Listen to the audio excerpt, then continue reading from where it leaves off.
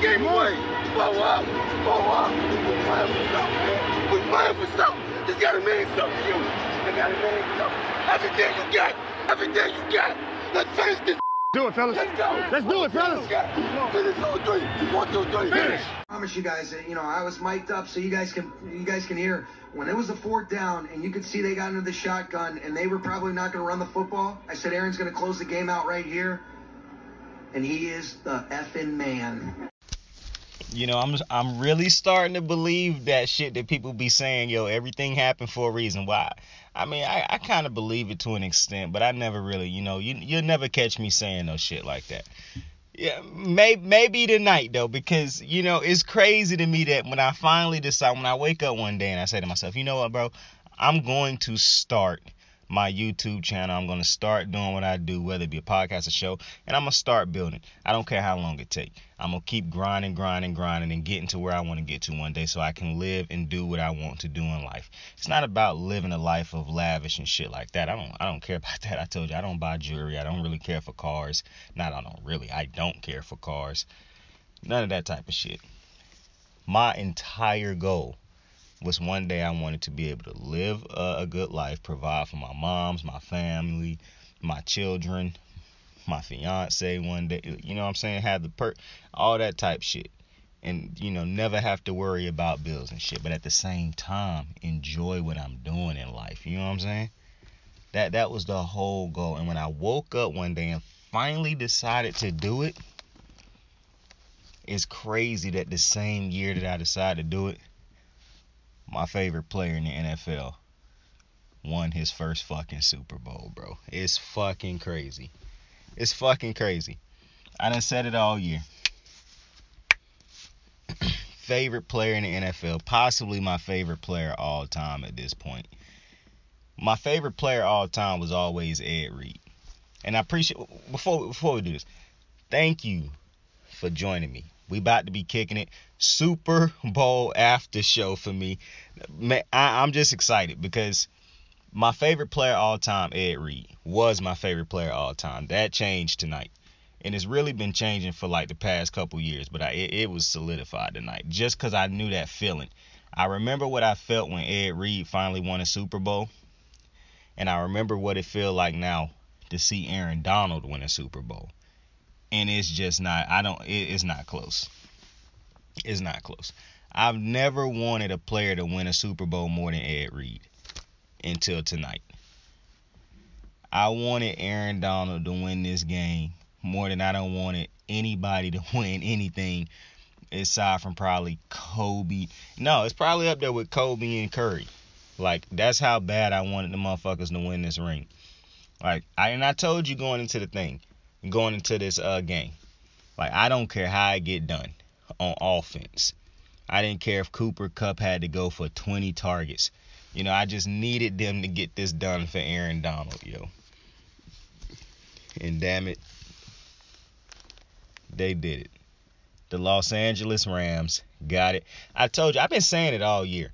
What I love the most about the Rams, what made me a fan of the Rams when they made that move to LA, really from the moment they got Aaron Donald and they signed Sean McVay as the head coach, something just flipped. That's why, to me, I look at Aaron Donald as the greatest player I've ever seen in my lifetime. And the way I look at Sean McVay, like, I already looked at Sean McVay as a great head coach. I talk about it all the time. He's one of my favorite head coaches in the NFL. I think Sean McVay is an unbelievable head coach. Tonight, after winning this Super Bowl, getting a 2, finally winning 1, Sean McVay put himself in a special elite category. He put himself in an absolute elite category. And think about this. There's a lot of coaches that's won 1, but never got the 2. Because John Harbaugh is a phenomenal head coach. Only been to 1 Super Bowl, though. Sean McVay done been to 2 Super Bowls. 2.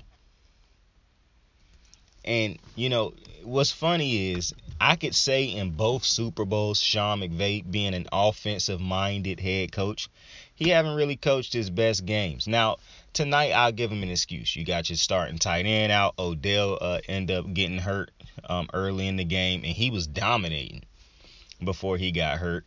So I'll give him an excuse.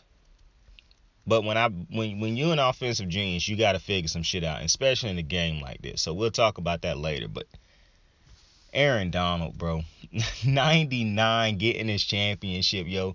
I'm so excited. Can't stop smiling. So happy. Vaughn got 2 of them things, like, yo, 99 cemented. I think he the greatest defensive player I ever watched. I can sit down one day and it'll be between him, Reed, Lewis. Those are the 3 greatest defensive players I ever seen in my lifetime. Those are the 3. And to be completely frank with you, to me, those 3 not even close. Like, nobody is touching those 3. Like, Reed, Lewis, and Aaron Donald, I know for a fact, out of all the players I ever watched in my lifetime defensively, nobody was as good as those 3 in my eyes. Now, my criteria a little bit different than some people's, okay? So, to me, all 3 of those dudes were perfect players, not just at their position, but just were perfect players, period. Because they could do everything you needed them to do. Ray Lewis was legitimately a sideline-to-sideline middle linebacker.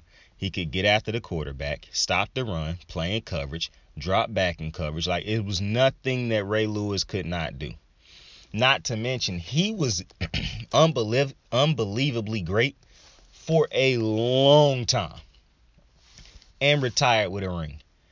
Legit, Ray Lewis's down year was the year he finally retired and won a ring. And it wasn't even a down year because, like, it was like the year previous to that, you kind of saw, like, he had a great year previous. So I don't even want to use the previous year. It was the retirement year where he got hurt. He tore the triceps. But you could see before he had even tore it, like, he was kind of slower. Like, he wasn't as fast as Ray Lewis. And it was like you could see like an incremental decrease in the greatness of Ray Lewis. And because he was so unbelievably great, everybody could see that little slippage. But then a dude come back healthy for the playoffs and absolutely dominate in his last couple games and get to retire with a defensive stand to win a ring and go out on top. Ray Lewis was an absolute perfect player. Just go watch his career. He was absolutely phenomenal to the absolute end, retired with a ring. Ed Reed. This is the one where you got to be, for one, you don't have to be nothing because it's Ed fucking Reed. E.D. Reed, boy. Greatest safety you ever seen, boy. Ed Reed was great from the moment he played to the moment he retired. Now, what I want you to do is ignore Ed Reed's years where he left Baltimore, after he left Baltimore, okay? Because them last years, for one, he went to a team that did not want to win. So he made a mistake in the picking process because he was playing with a bunch of dudes on the field who shouldn't even been on the field. In an organization that didn't want to win, meaning he didn't want to be there either because he didn't want to win. So you don't count that. And then Ed Reed, you have to look at his career from the moment he went from, because Baltimore should have re-signed him. But I don't know what the fuck happened with Baltimore in that whole saga. But Ed Reed, and I really don't need to be doing all this explaining that I'm doing for Ed Reed. But just when I looked at Ed Reed from the moment he was in Baltimore, from his last snap in Baltimore, Ed Reed was just absolutely unguarded. I mean, Bill Belichick said all the time, Ed Reed probably the greatest defensive player he's ever played against. That's because Bill didn't have to fucking play against Aaron Donald. Except for a couple times. Well, he done played against Aaron Donald probably, 2 or 3 times his entire career. He played against Ed Reed multiple times. Like, multiple times. And listen, I told you, 3 greatest defensive players I've ever seen. So don't ever think I'm taking no shot at none of them. Them 3 is the greatest defensive player. I hold them in a category unlike nobody is nobody close to me right now to those 3. Like, to me, those 3 dudes is and just Aaron Donald, bro. Like, the dude getting triple teamed in the Super Bowl. Triple teamed. Double teamed on damn near every snap. Man still finished with 3 sacks. Like, what had the walk-off sack? Now, I can't remember if because they say he was credited as a sack on that last throwaway by Joe Burrow, but that don't look like a sack. So I'm going to just say he finished with 2 sacks. But what a fucking guy, bro. What, like, it's I talked about it before. It's crazy to see somebody who You know when you create, like, it's so hard to put this. So Aaron Donald, so we done had so many players, right, throughout history that was so great, who had potential to be the greatest of all time. But it was always something that stopped them, whether it be injuries, being on the wrong teams, not playing for as long, losing desire, off the field issues, just whatever it may be, wrong system, whatever it may be. They can never fulfill that, what do you call it? They can never fulfill that prophecy of becoming the greatest. Aaron Donald has. Like, I saw somebody tweet, now he might have been a fan of some team in the NFC West, but he was like, Aaron Donald really probably should retire because he absolutely has not. You remember when I said that Tom Brady had nothing left to prove? Like, it's so rare that somebody can walk away from a sport and have nothing left to prove. That's why I think Tom Brady is the GOAT of all GOATs, because Michael Jordan walked away. Now, Michael Jordan is the funny one because, for one, if I look at that scene from the Last Dance, I'll probably think Michael Jordan is the GOAT of all GOATs again, which is, it's a great conversation to have. But Michael Jordan is a weird case because if he didn't step away from the game so many times, he probably win more. It's not even a problem. He definitely win more than 6 championships, and he always got the ultimate trump card in my mind because he never lost in the finals. That means something to me. You know what I'm saying? Like, that means something to me. But the fact that Tom Brady, to me, football is the toughest team sport and the toughest sport of all the sports. Baseball, I can make an argument for some, for the level of difficulty, hitting a pitcher that throw 100+ mile per hour sinkers and fastballs and disgusting sliders and shit. I get that. That is tough. But football and baseball, you could really have a dominant, like, it's different things that you could have in baseball. Like, look at the Braves. The Braves had a phenomenal rotation this year. I mean, hitting lineup. The pitchers were great too. Charlie Morton and those guys, they were great too. But that hitting rotation, bro, or hitting lineup, excuse me. In the draft, the dudes that they got brought over, Jorge Soler, Rosario, Jock Peterson, all 3 of those dudes are home run hitters who all balled out in the postseason. Then you got the absolute Brave stud. Like, the greatest Brave all time is Hank Aaron. And then the second greatest Brave of all time, probably some people say, is Chipper Jones. And I got to watch Chipper Jones growing up, so I don't want to hate on Chipper Jones. My favorite Brave all time, Frederick Freeman. I absolutely love Frederick Freeman. But you got Frederick Freeman. You have Ozzie, who is getting unbelievably underpaid by the fucking, like, we don't talk baseball on this channel, but yo, if you understood baseball and the contracts and shit, to understand, what I want you to do is go look up Wander Franco and look at what he just signed for. And go look up Ozzie Albies' contract and understand that Ozzie was a better player this year. Now, Wander Franco's going to probably be the better player in the long run, but you look at don't even compare the players. Just look at what Ozzie did, because this ain't a compare-to-player type of situation. Go look at what Ozzie did this year and what he's done his career. And look at what the Braves paying this man. If Frederick Freeman, now I know we call his name people call him Freddie Freeman, and that's cool. That's a dope name. I like calling him Frederick Freeman. All right? So leave me alone.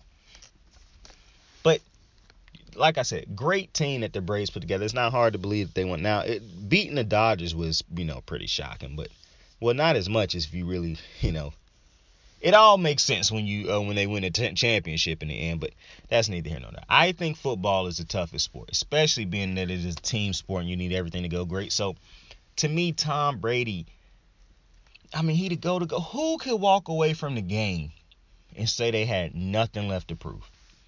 7 championships, more than anybody that's ever won it. I don't even know if there'll ever be another person to win 7 championships. Like, you got these goofballs talking about how Joe Burrow will dominate the AFC over the next couple years, as if Lamar Jackson, Josh Allen, Patrick Mahomes don't exist. Justin Herbert, like, these guys don't exist somehow. Dan Marino got to a Super Bowl, never got to another one. Like, so come on. Calm down. What Tom Brady did was unreal. And more than likely won't happen again. And you got to remember, he won 7 Super Bowls. He got to 10 of them bitches. Okay? He had a decade worth of trips to the Super Bowl. That's unreal. Not to mention, bro, he always found ways. You could say, oh, the kicker did it multiple times. Somebody had to get him in position to make them kicks. And I've seen so many quarterbacks now not be able to make the play, the winning play that Brady was always able to make. So it's something to be said for that. He finished with the most passing yards, the most touchdowns, the most wins, the most playoff wins, the most Super Bowls. He got all the important stats. He got all the stats that you just throw in and sugar on top and shit, like the stats that you do just to make bad players look good. Nah, Brady don't even need those, but he got them anyways. Like, the man legitimately have every single great stat there is, and is nowhere near the interception thing. Like the tops of interceptions. Nowhere near that list, the top of that list. So, I mean, Brady legitimately walked away with legit nothing left to prove. Who else can say that? Not who else. What other GOAT can say that? You want to know who can get close to saying that? Aaron Donald. Because you see, a defensive player is a little bit different. We measure quarterbacks by Super Bowls because the ball is always in the quarterback's hand. Now, we give a lot of different quarterbacks excuses for why they do and don't win Super Bowls and blah, blah, blah. And I don't think the standard is 7 Super Bowl wins like Brady. I don't think. Now, if you want to ever become greater than Brady, yeah, the standard will be 7, 8 Super Bowls. But if you just want to be mentioned as one of the greats, one of the best of all time, the standard ain't 7 fucking Super Bowls and 10 trips. Brady has put himself in almost damn near unreachable territory. But if you take a couple of his records up off of him, you get you about 2, 3. No, it can't be 2. If you get you at least 3 or 4 Super Bowl wins, 4, 5 trips, then you put yourself in contention to be mentioned in the same sentence as Brady. Because what Brady, and you can say, oh, it's a team. Well, it's a lot of teams that ain't been able to do what Brady been able to do. You know what I'm saying? Like, I don't do that. Those gateway excuses. That's what I call them, bro. Gateway excuses. You know how people say white lies? Yeah, white excuses. Can't say that though, because that's just gonna sound crazy if I'm walking around saying, oh, that's them white excuses. But Brady just, like, he walked away with nothing left to prove. And to me, that's just absolutely insane. Aaron Donald could walk away right now because of a defensive player does not have to rack up Super Bowls.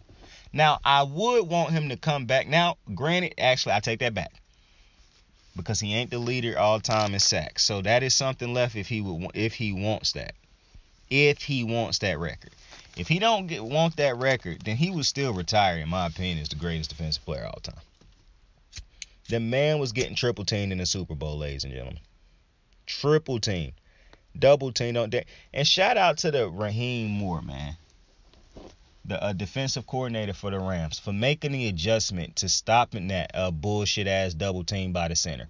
Make that man block somebody else. Make him actually have to block somebody aside from double teaming every drive. They started bringing linebackers in to come over saying, okay, if the center going to try to help with the double team, then we're going to send somebody in to just shoot right through him. So he have to pick up a dude now. He can't just turn around and double team. And AD started eating.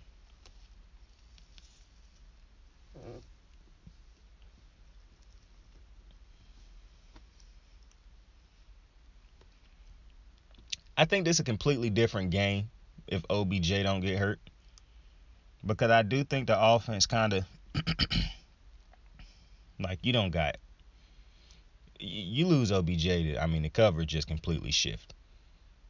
Everything is shifted towards Cooper Kupp now. And you don't got Tyler Higbee. Everything shifts towards Cooper Kupp. So I do think that did severely hurt them.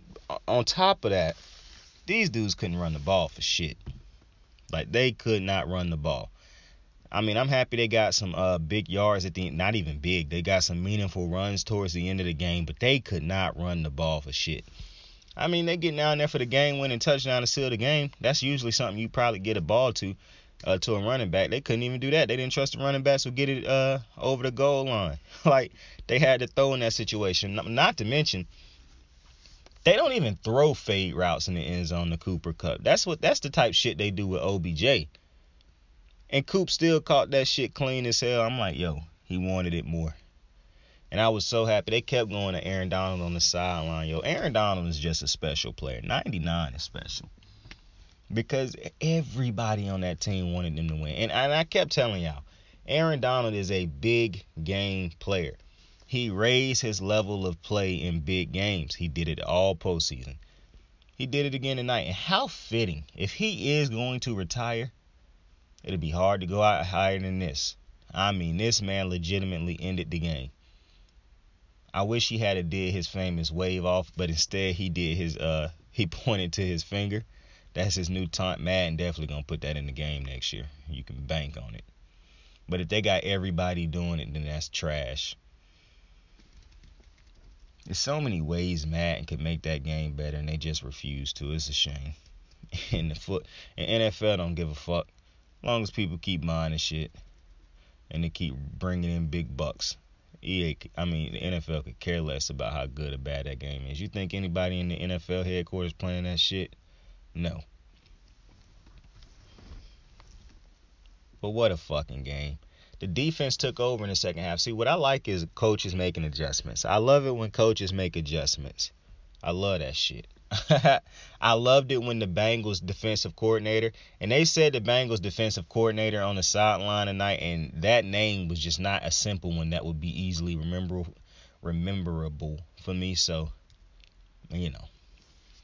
But I liked his adjustments in that Chief game. And I was watching this game thinking to myself, what is it about this fucking Bengals coordinator that make these fucking offenses look so clueless in these second half of these games? I mean, because aside from this was strange. I would say the defensive coordinator for the Bengals' worst game was probably the fucking game against the Raiders. Because the Raiders actually moved the ball on them. They just could not finish in the red zone. They could not score touchdowns in the red zone. And I was watching this shit thinking to myself, yeah, they're going to lose this game because they can't score in the red zone. And then, so you survive that because the Raiders just cannot put 7 on the board. Then you go to Tennessee and Ryan Tannehill bail you out with 3 interceptions. Then you go and play the Kansas City Chiefs. And after getting blasted in the first half, credit to the defense, came out, played a phenomenal game in the second half. And Pat Mahomes and them boys just absolutely look like they've never played football before. And it almost happened again in the second half of this game. You come out in the second half, immediately score off of T. Higgins or whoever the fuck it was who pulled Jalen Ramsey's face mask. You get away with it. A ref standing right there. I don't know how you don't see this man's head jerk back and see the dude. And I thought at first when I saw it, I was like, oh, man, damn, what the fuck going on with Jalen Ramsey? Like, he gave up a big catch early in this game to Jamar Chase. And I said in the show previously, like, that's the one thing that he can get beat on here and there is a deep route. Because the speed, what you got to understand is playing cornerback. Most cornerbacks are not as fast as your fastest receiver. Most cornerbacks aren't. However, the great cornerbacks know how to put themselves in a position to never get beat deep. If you want to go watch a tape on how not to get beat deep when you're not the fastest dude in the league or faster than that fastest dude you playing, go watch how Richard Sherman used to defend fast receivers and how they used to have him defend fast receivers. It's multiple ways you can do it. You can keep a safety over the top. For one, you don't press fast receivers unless you have a safety help over the top. And you have a dude that's fast enough to keep up with that receiver for a good amount of time. And if your safety is smart enough to play, because I see a lot in the NFL where these stupid-ass safety, and I don't want, pro player show. But I be seeing these goofy-ass safeties get burnt too. Like, come on, bro. Your coverage, when the dude running a streak and you realize that early, you have to know that you cannot be playing, you can't be playing in close enough to where your ass get burnt too. Like that. And I see that happen so many times where dudes would be playing in these cover 2s or cover 3s, and you would think that they wouldn't be able to get beat over the top when you got 2 safeties playing over the top. And it's kind of rare in the NFL today because most teams' strong safety can't cover for shit most nowadays. Like, most teams' strong safeties are like linebackers, small linebackers, who come up and play in coverage and shit, or play the run game and shit, and like the close routes and shit, who can hit you. You know what I'm saying? But I say this all the time when I get into a topic like this. Don't ever mistake Cam Chancellor as one of those dudes. Because I know when people think about hard-hitting safeties, they'll instantly think of, Bob Sanders. Some of y'all too young for Bob Sanders. Y'all don't know who that is. Go look up his highlights for the Colts, though. Unbelievable safety. Could play in coverage and was a tackler. But a lot of people, when I say hard-hitting safeties, you're going to automatically think of Cam Chancellor. But what you got to understand is Cam Chancellor, one of the reasons I love watching Cam Chancellor, he wasn't just good coming up hitting dudes. Cam Chancellor could play in coverage. What I love about Cam Chancellor, too, is a lot of times his tackles is him coming from coverage. It's not him already sitting down in the box. He coming from his spot in coverage to come down and hit somebody. Go look at his play in the Super Bowl. I'm telling you, Cam Chancellor was not just a box safety like we like to call dudes who was basically can't cover nobody. No. Cam Chancellor could play in coverage as good as anybody and could come up and drill you. Cam Chancellor was a jack of all trades. I don't want nobody to ever say Cam Chancellor was just a box safety, because that's an insult. And when is Cam Chancellor up for the Hall of Fame? Because he done been retired for a while. And Cam Chancellor is a Hall of Famer. This is why I hate stats and shit.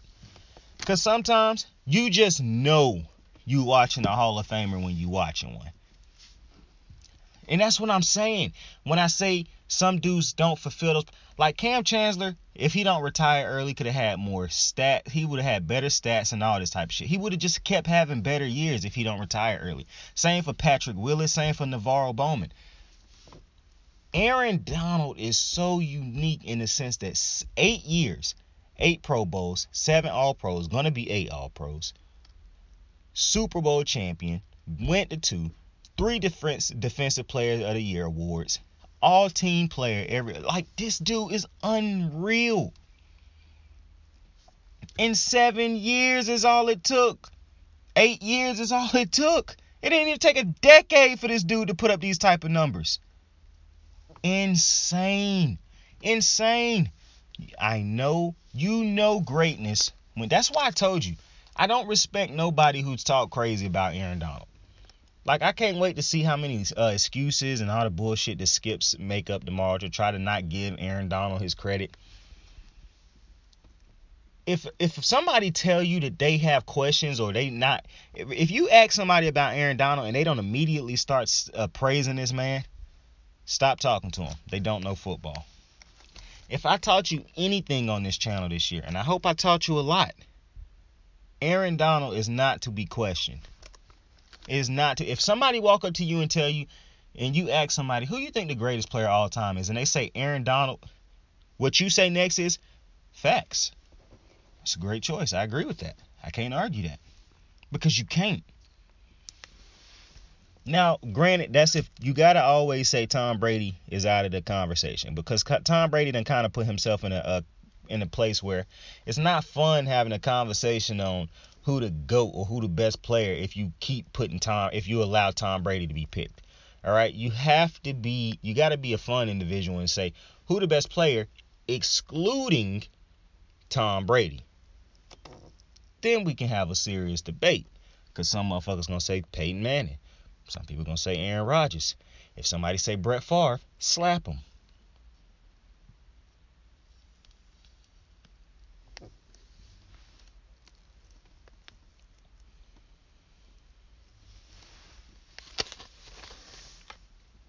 can't be the GOAT with that many fucking interceptions. No shot. If somebody say Eli Manning, you already know they're a Giants fan, and you can't take nothing else they say serious, because even as a Giants fan, you should never be saying Eli is the greatest player of all time. Come on now. Even if I say excluding Tom Brady. Motherfucker, I'm gonna have to say excluding about 100 plus more players before it's okay to say Eli Manning. There's no disrespect to Eli Manning. Pro player show. He beat Brady twice. All superheroes don't wear capes.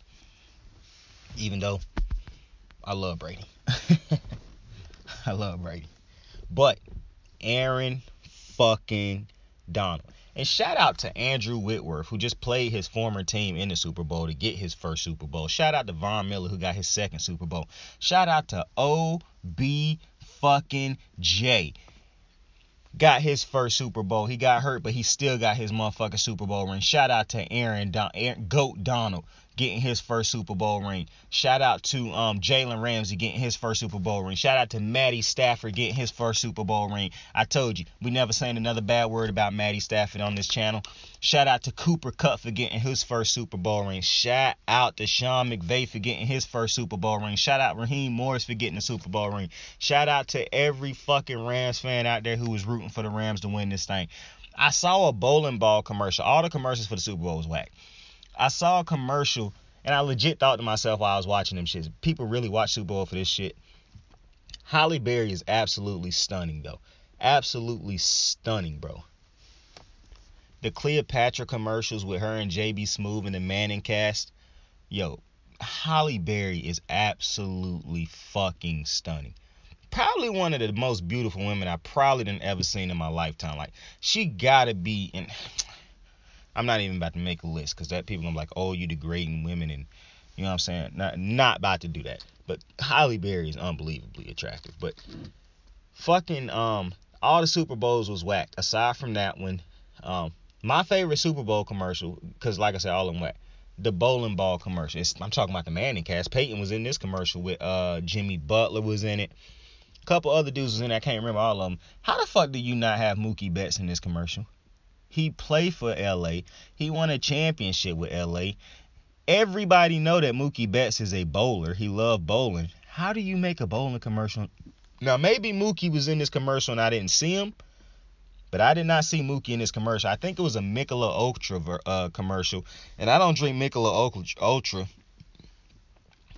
but I love that fucking commercial because that commercial was a vibe. Because for one, I love bowling.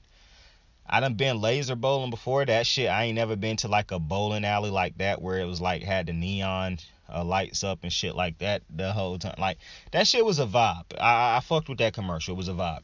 Now, I'm also gonna say this. I did not watch the halftime show. I watched half of it and I missed the first half because I really don't watch halftime shows, to be honest with you. Like, I watched the Weeknd halftime show because I'm a big Weeknd fan. But I'm not really that. I like Kendrick, but I knew Kendrick wasn't about to be performing none of the songs I like by Kendrick. I love Snoop. Not really big into Snoop's music though, just because I'm not really a big West Coast rapper. I'm not really into that type of music most of the time. Like, except for, like, what's crazy is my favorite West Coast rapper, Tupac don't count because his music ain't really his West Coast vibe style music ain't really, well, I don't know, because Hit 'Em Up is kind of West Coast influence. Tupac out of the conversation. My favorite West Coast rapper probably is The Game. Now, some people gonna be like, man, what? If you listen to The Game got a New York flow. Like, he just remind me of New York rappers in some senses, bro. I just like The Game. Now, Kendrick Lamar, I fuck with Kendrick too, but I just don't like as many of his songs as much as I do The Game. Now, that's gonna be a controversial statement, but it is what it is. We all got our musical taste. I don't like Eminem. Like, not saying I don't like Eminem the person. I just ain't really huge on Eminem's music. Like, Eminem do have some songs that I can vibe with. Like, and what's crazy is most of his mainstream shit is kind of like catchy. Like, I fuck with some of his mainstream shit. You know, he throw Rihanna on this track, and him and Rihanna always make good music together. He even got like one album where like almost all the songs on it is pretty, you know, decent or pretty fire. Or because Eminem to me is like a pop rapper. Like, a lot of his raps is like pop type raps. And then he got a lot of raps where he really don't be saying shit. Like, he just say goofy shit or random shit, and people be like, oh, that's bars. And I'm like, nah, B. Like, and sometimes when he be rapping fast, he really don't be saying shit either. And I know some people be like, well, he just rapping fast. It's just cool that he rap fast. Well, Joyner Lucas rap fast at times, too, and he be saying shit. So, to me, I'm not calling Eminem whack. And I know it's a, group out there who think he the GOAT. And I just... To be completely honest with you, if you tell me that you think, if I ask you who the greatest hip hop artist of all time is, and you tell me Eminem, I'm never going to ask you anything else about music. I'm just going to be honest with you. I'm never asking you anything else about hip hop, at least. Like, I ask you all the pop questions in the world, but I'm never asking your opinion on hip hop ever again. Because Eminem, I don't care how many of Eminem's friends in the rap industry say that he is a GOAT or whatever. Eminem's not the GOAT in hip-hop. To me, Eminem's not even in my top 5. Like, it's so many dudes who I would take over Eminem right now. It's dudes who y'all would think is just crazy to take over Eminem that I'm taking over Eminem. I'm taking Pusha T over Eminem. I'm taking Kevin Gates over Eminem. I'm taking fucking 50 Cent over Eminem. Like, it's a lot of dudes who I'm taking over Eminem. Just because you don't listen to these dudes' music and you only listen to their mainstream shit, I don't care nothing about that. These hip-hop dudes, to me, the biggest problem I have, and plus, a lot of the bullshit that y'all be getting mad because y'all be like, oh, rappers only rap about money and shit like that. Bro, Eminem rap. I'm not going to get into this with y'all. Just know I'm not the biggest of Eminem fans, okay? And I like Kendrick Lamar, but I knew Kendrick wasn't going to be performing his shit. I'm not going to keep going. And then Dr. Dre is a great producer. Dr. Dre he ain't really a great rapper. He done put together some pretty dope rap tracks, but he ain't, you know what I'm saying? And I love Mary J. Blige. I got nothing bad to say about Mary. Like, I love Mary J. Blige. I even like Mary J. Blige's music. But yeah, I mean, it was fire from what I listened to, but I mean, I still preferred The Weeknd's Super Bowl halftime show. Now, you might think that's crazy, and you might be saying, oh, what the fuck? I fuck with The Weeknd. I love The Weeknd. I like The Weeknd. I listen to all The Weeknd shit, most of it.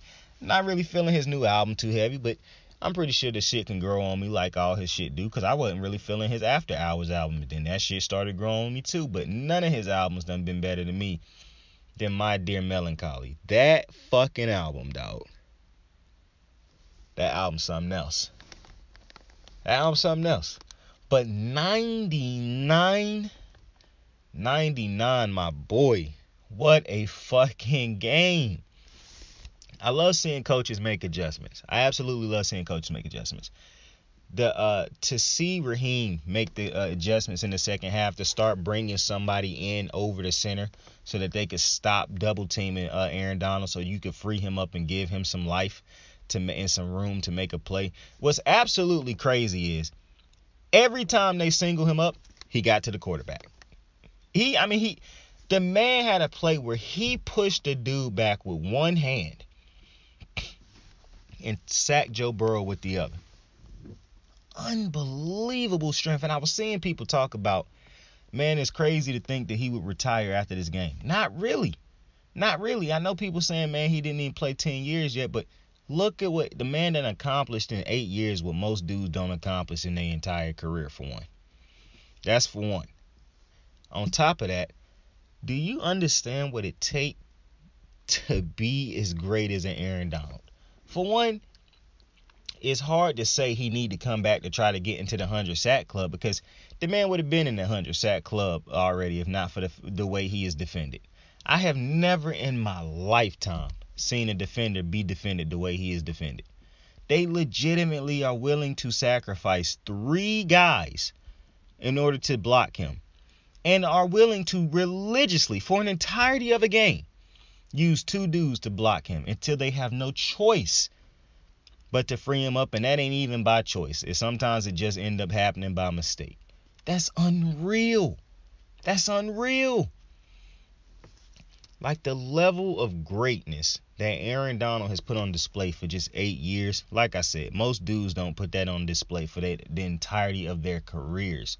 So the fact that this dude done this much, you got to understand what go into being as great as a fucking Aaron Donald. This is what I'm saying. You won't understand it if you're not properly looking at Aaron Donald in the proper context.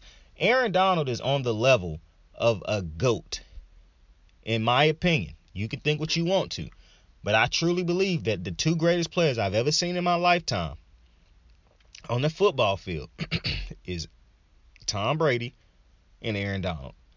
Meaning Aaron Donald is in those conversations with me now. When you're a defensive player, you get one Super Bowl. That's it. You don't need to win another one. One is enough. Aaron Donald can win 2, 3, 4, 5 Super Bowls. It'll only matter when he get to the 4 or 5. 2 Super Bowls won't matter. It'll be the same as having one because he's a defensive player. It's all those other accolades that matter for a defensive player. See, defensive players can say all they want to. Oh, it's about the team, it's about the team, it's about the team. Yeah, we know that. But it's the individual accolades that make the difference for the defensive players. Super Bowls matter a lot for quarterbacks. Aaron Donald getting that one Super Bowl, that's why he wanted it so bad. He knew. I got every single accolade that will register me as the greatest to ever do it. Except for the thing that was cemented. A Super Bowl ring. And he got that tonight in dominant fashion. I've been listening to every interview. He said it early in the week. I'm not satisfied with how I played in that first Super Bowl. And he played good. But he said, I'm not satisfied. And the smartest thing Les Snead did in the offseason, throughout the season, was identifying, or the general manager, Les Snead. No. I don't think the GM is. Les Snead. The smartest thing he did in the throughout the season, because some people argue that the smartest thing he did was get Matthew Stafford, and I agree. Getting Matthew Stafford was a great move in the offseason, but the smartest thing he did throughout the season, because as the season goes on, you have to identify what you need, what will make you better, what will help you get over that hump. Identifying the Von Miller trade. Von Miller was hurt at the time. People were saying, that was identifying Von Miller and trusting that he was going to be exactly what you needed when you needed him to be. Von Miller had a phenomenal postseason. You can make arguments he could have been player of the game. Motherfucker had 2 sacks too, and he was dominant. Now, granted, almost every single sack in the second half, and it was 7 of them for the Rams. And remember, I told you, I didn't, and this just really solidified what I had been saying throughout the postseason.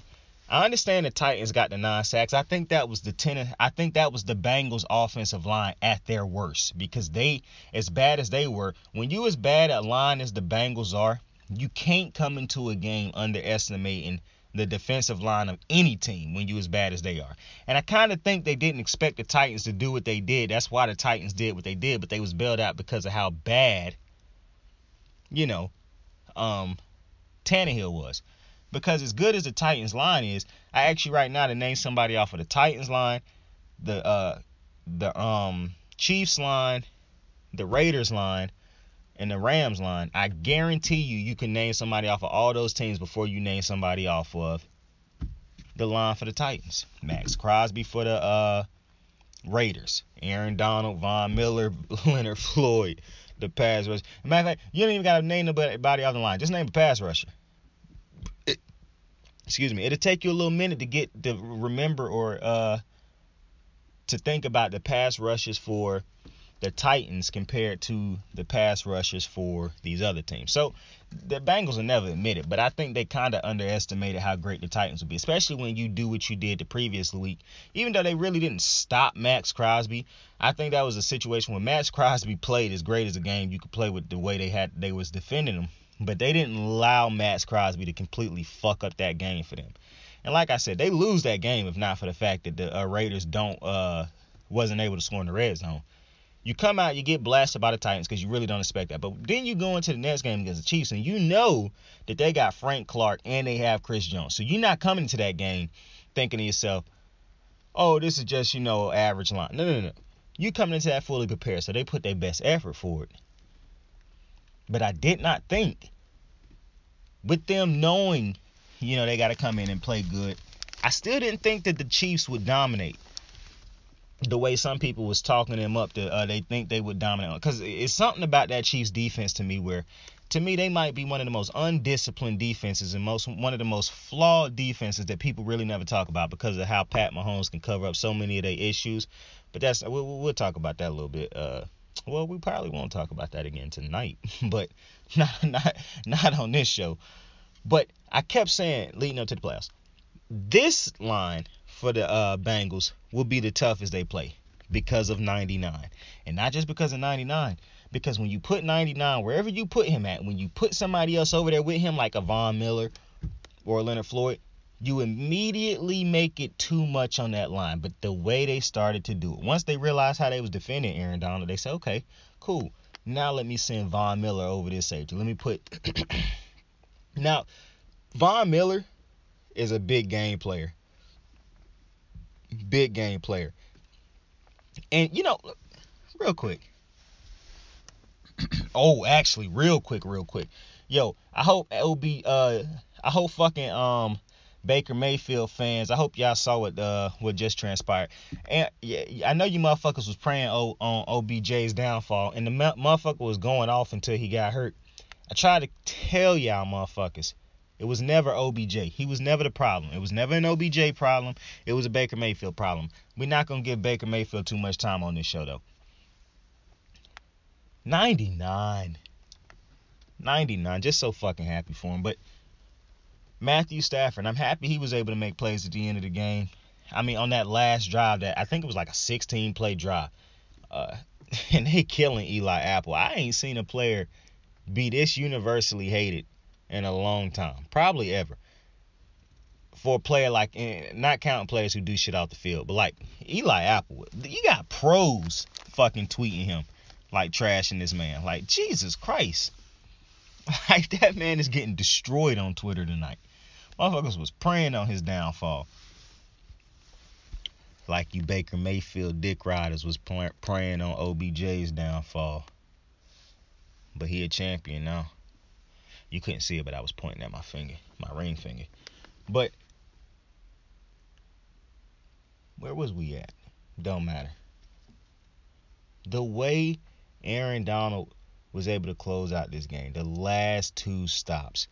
Bro, do you understand how great those last two, specifically, not even the last one, the second to last one, where he stopped P-Ron from stretching past that first down and he pulled him backwards. That's the first big stop. Then the stop at the end to break. Why would you single him up in that moment? And like I said, every time he was singled, he beat the coverage easy. It's absolutely unreal how easily this man dominates grown men. I said it before. I say it again. The way this dude easily can beat grown men and dominate grown men, it just makes no sense. It makes no sense. I've seen Terrell Suggs. I've seen Justin Houston. I've seen Hello Hinata and Dominican Sue. All these dudes in their prime, by the way. Dwight Freeney. I done seen it all. Robert Mathis. I've never seen an Aaron Donald. I've never seen it.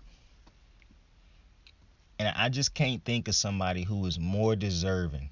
And I understand that in sports, it's not what you deserve. It's what you earn. It's what you take. It's what you're willing to bleed and work for. But I can't think of somebody. And I just kept thinking the whole time watching him win this.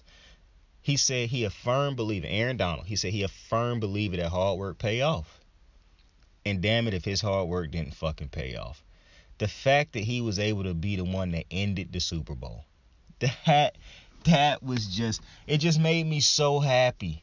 Because everything that I was saying all year about Aaron Donald, everything I've been saying throughout this entire postseason run about Aaron Donald, he just solidified it. He solidified it. And I didn't need him to solidify for me to say I told you so, because I knew he was going to do it from the rip. I wish you had just took my word for it. You know, because like I said, when we watching greatness, when I'm watching greatness, I know that I'm watching it. It was unreal. Seeing all these dudes. And I'm happy for Matt Stafford. Now, let's have a conversation real fast. I like Cooper Kupp. Love Cooper Kupp. And I said Matt Stafford was never going to get no trash. And I mean that. Cooper Kupp shouldn't have won the fucking MVP of the Super Bowl. And, you know, I don't want to say that so aggressively, but I have to. Coop should not have won the fucking MVP of the Super Bowl. I understand he made the touchdown catch on that drive. The offense for the Rams was atrocious in the second half of the fucking game. And I understand that, yeah, they had no OBJ. I get it all. I said all postseason, the Bengals have not played the way the Bengals played in some of them games, which I'm going to get to real fast after I make this comment. Cooper Kupp should not have won the fucking MVP of the Super Bowl. Aaron Donald and the defense was the only reason they stayed in this game so long and gave them a chance to get that last score. Because it was 3 stops that the defense for the Rams got. And on all 3 of those stops, the Rams did nothing. They gave the ball right back. It was not until the Rams got their 4th stop that the offense finally came out and did something. They wasted damn near the entirety of the second half with every drive that they had in the second half. And the Rams had to get a stop. The Rams basically had to shut them out after that one mistake in the first in the beginning of the second half, where the referee don't call that pass interference on the offense. After that, the Bengals got nothing else. How you give Cooper Kupp MVP of the Super Bowl is unreal to me. He even said it on the stage, like, I feel like I'm undeserving of this award. And I understand players say that sometimes, because, you just being humble. I truly believe Cooper Kupp meant that. Like, it's no way you watch that game and say to yourself, Aaron Donald is not the Super Bowl MVP. That was wild to me. Like, I know I'm probably the most biased motherfucking dude that's ever going to talk about Aaron Donald, because I absolutely love him. That's my favorite player all the time. I'm not even afraid to say it. It's no fucking way that you watch that game. You watch what Aaron Donald did in the second half of that game. You realize that the only reason that the Bengals, like the reason that they are playing the way they are playing is because of Aaron Donald. And you realize they still could not stop him. And you decide to get an MVP to Cooper Kupp. What in the white baby Jesus, bro? It's just no fucking way. Like, I knew they wasn't going to be moronic enough to get an MVP to Matt Stafford. Motherfucker had 2 interceptions. But I did not think they was going to get that MVP to Cooper Kupp. And then I started seeing people tweet like, oh, it might be between Aaron Donald and Cooper Kupp. And I'm like, what the fuck? No, it's not. Did y'all not see the second half that I just watched? And god damn it, they did it. Like what the fuck? Like, I'm not gonna lie. Out of everything that made me happy tonight, and Aaron Donald winning the Super Bowl is gonna make me happier than anything. Him and OBJ win. But not giving Aaron Donald, because I'm a sucker for I just believe that everything supposed to finish the way it's supposed, like, perfectly. This was not the perfect ending, because Aaron Donald should have won that fucking MVP. I wouldn't have even been mad if they had gave that shit to Von Miller, because throughout the game, watching the game, the only 2 people who I thought could have won MVP was Von Miller or Aaron Donald. Throughout the entirety, I was like, Aaron Donald gonna win this. But then Von Miller got the second. I was like, Von Miller might win this. Then at the end of the game, I was like, yeah, it's no doubt. Aaron Donald's winning this. The man literally had the last 2 plays to finish off the game for them, combined with the dominant second half they just had. And they gave it to Cooper Kupp. And I'm just like, yo, what in the absolute fuck? But speaking of that, I said throughout the season, Joe Burrow got away with playing some of the worst, being in some of the key situations for defenses. He would always get off his rocks off on defenses that was playing a absolute worst that week, had multiple injuries that week, had multiple breaks. Like, it was a thing that every time I saw Joe Burrow go nuts, it would be a thing where I see defenses looking at each other and pointing around because they had just blown coverages and blown assignments and whatnot. That happened throughout the playoffs also. And then it happened again tonight where his only legitimate big play was a 46-yard throw to Jamar Chase, who beat Jalen Ramsey on that play. Did not win that matchup the rest of the night. The other big play, the touchdown, was on a broken play in which they should have called a flag. When that is how you succeed a lot, when that's how a lot of your success comes against teams who playing at their worst, have their backups and shit playing, it's just so hard to see that maintaining. to me, it's hard to see them getting back here next year. Not because I don't think they good, because I do think they good, but I don't. As good as their offense is and the receivers and whatnot, listen, it's a lot of talented teams in the AFC to just think that the Bengals gonna walk back to the Super Bowl. To me, it's more believable to think the Rams, if they bring back this team, could get back to the Super Bowl before I think that the Bengals can.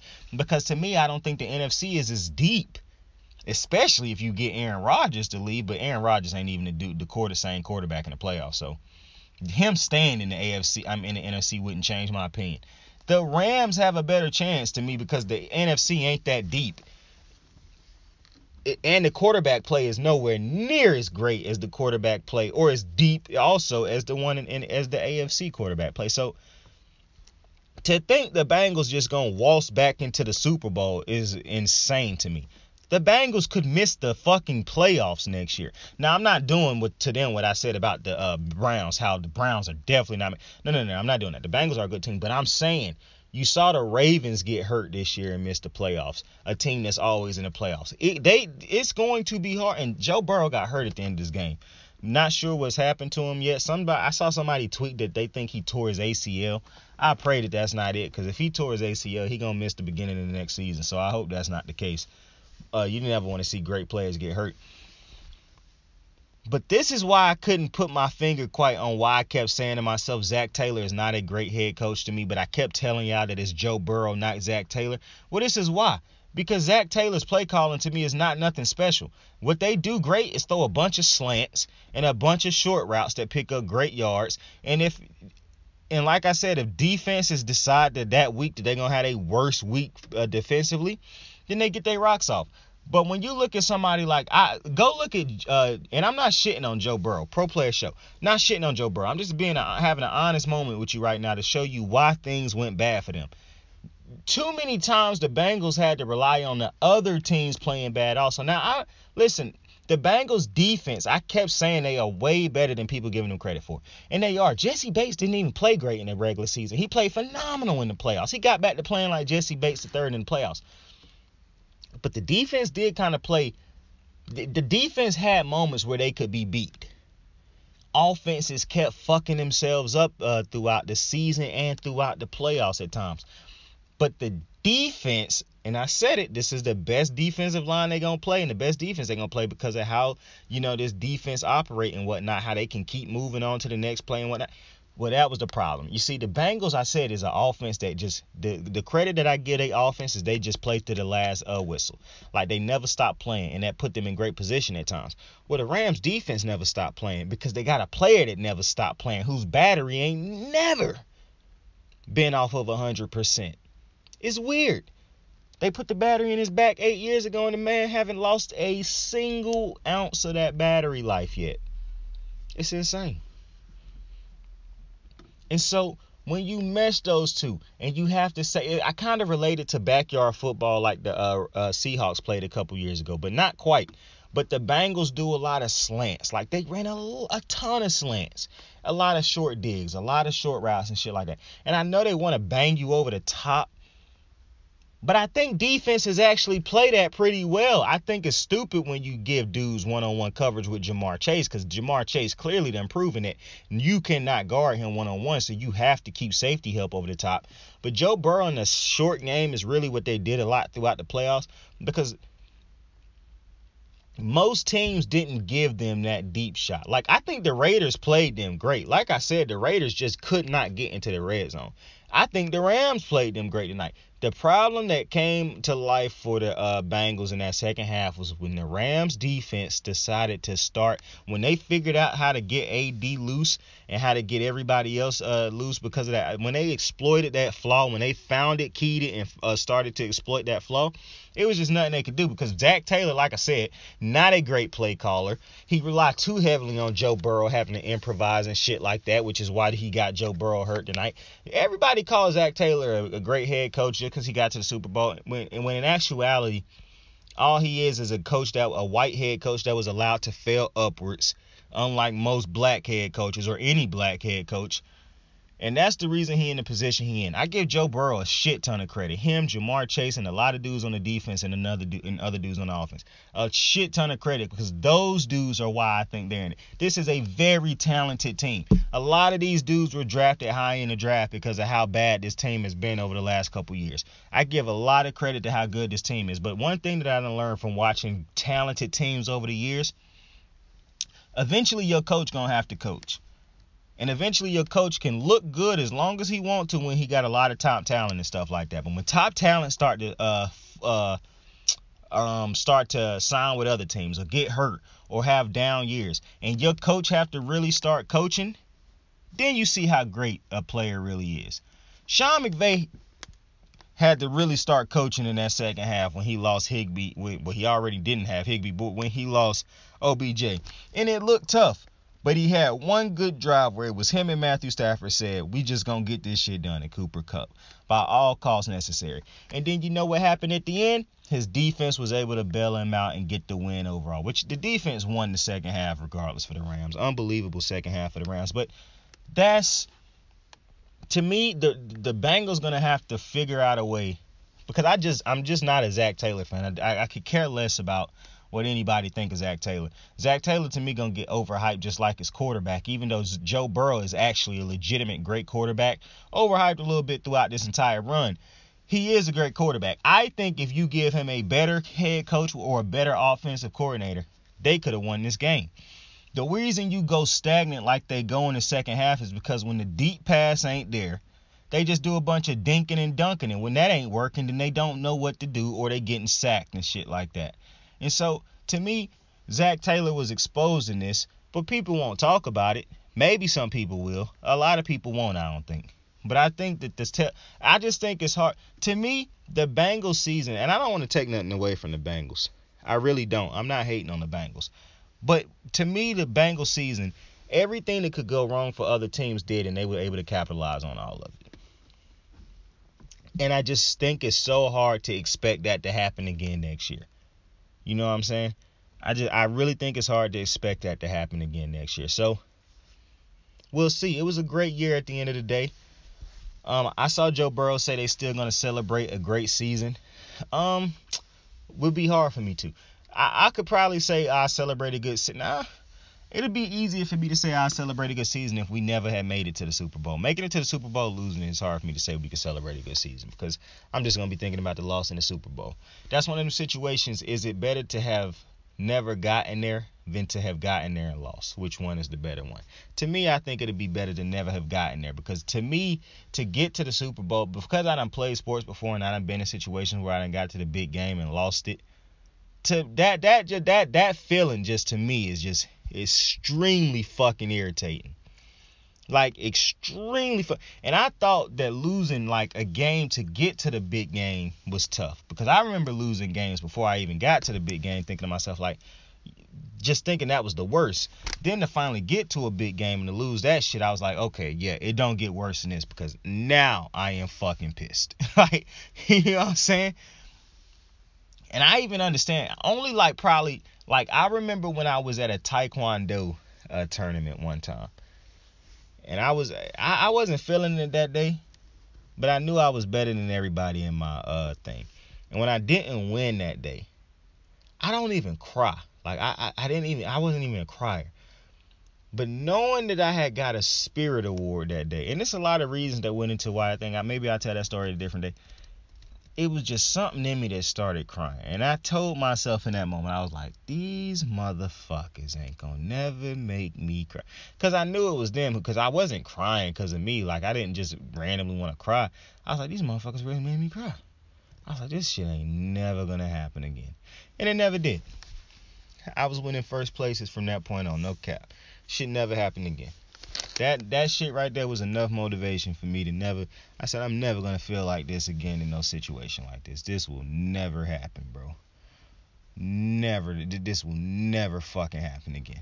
That's why I probably hate Spirit Awards so much. I'm not really a big participation award type of motherfucker. But 99, my guy. Listen, I hope he don't walk away from the game. I hope he don't retire. But if he do, I understand it. Like I said, to be able to do what Aaron Donald has been able to do over the last couple years is just insane. And it take a lot out of your body to be able to do what he can do and to prepare your body. Like he said, I done heard him say he prepared year round. He don't stop preparing just because the season over. He continue to do it. What I want him to do is, be able to enjoy this. And listen, to be able to walk away with all your money, your health, to be able to actually walk away and have a shit ton of years left to be healthy and enjoy with your kids and whatnot. I talked about this the other day, man. When you're a young player and you win a Super Bowl young, the rest of your career is a cakewalk, especially if you're not a quarterback. You ain't playing for no ring from that point on. You playing for them checks. And you deserve that. You earn that. Now, some motherfuckers be in the right place at the right time, but for Aaron Donald, imagine being just 8 years in and not just feeling, because it's one thing when people just be feeling themselves. No. Everybody got the mutual feeling that, yeah, the man is pretty much the GOAT at his position and one of the greatest, if not the greatest defensive player we've ever seen. Absolutely unreal. Congratulations to the Cincinnati Bengals on a phenomenal year. Congratulations to the 2022 Super Bowl champion, NFL Super Bowl champion, Los Angeles Rams. I'm so happy for OBJ, Von Miller, Cooper Kupp, Eric fucking Weddle, Matthew Stafford, Aaron Donald, Leonard Floyd, Aaron Donald again, because I want him to be the last name I say, but I keep remembering other names. Jalen Ramsey, Aaron Donald, Sean McVay, Aaron Donald, just Robinson, Aaron Donald, Taylor Rapp, Aaron Donald, Troy Reader, Aaron Donald, just Cooper Kupp, Aaron Donald, Robert Woods, Aaron Donald, just congratulations to Fuller, Aaron Donald, congratulations to Raheem Moore, Aaron Donald, congratulations to every motherfucking Los Angeles Ram. I'm so fucking happy for the Rams. I'm so fucking happy for Aaron Donald. Thank you for joining me. What a fucking NFL season. My first season here, man. I'm so happy y'all joined me. Anybody who listened, man, thank you for listening. Thank you for joining me. Thank you for kicking it with me all NFL season. It means so much to me. You can never understand it. I appreciate you for taking the time out of your day, taking the time out of your night, taking the time out of your afternoon to watch these, to listen to these. Thank you for sharing them. Thank you for being a part of this. Thank you for joining me in my first season. Now, Rams won the fucking Super Bowl. Aaron Donald won it all. I really love you guys. I really appreciate you guys. I couldn't have done this without y'all. Knowing people watch this, even one person watching this motivated me to keep doing this all season. So I appreciate you greatly. I hope you had an enjoyable NFL season, and I hope you enjoyed it as much as I did. If your team didn't win it, that's all right. Next year, be here before you know it. Tell somebody you fuck with them. Tell somebody you love them. I appreciate you. I love you. Tell somebody to have a dope day, and guess what? You have a dope fucking day too. The Los Angeles Rams are the Super Bowl fucking champions. Aaron Donald, 99, is the Super Bowl champion. He said it. It's gotta mean something to you. And when it means something to you, it means a little bit more. I appreciate y'all. Saint out. How the fuck I pay a couple card notes and ain't even whipping? How the fuck I'm putting food on the table while I ain't living? Cursed from being alone with these dreams of a happy home. So when I think it's really love, I give them anything they want. I got stupid shit I did as a kid defining me lately.